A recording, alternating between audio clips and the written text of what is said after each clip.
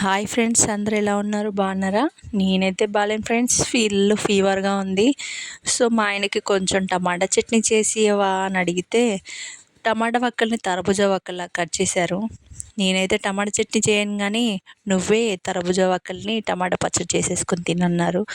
So చేసేదేం లేక నేనే మళ్ళీ ఆ తర్బూజా వక్కల్ని టమాటా వక్కలుగా చిన్నగా కట్ చేసేసుకొని తాలింపు వేసేసుకున్నాను ఫ్రెండ్స్.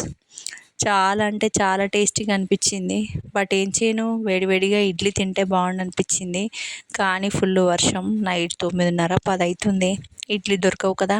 సో ఉన్న దాంట్లో అడ్జస్ట్ అవ్వడం బెటర్ అని కొంచెం వేడిగా రైస్ పెట్టేసుకొని టమాటా చట్నీ యాడ్ చేసుకొని తిన్నాను ఫ్రెండ్స్.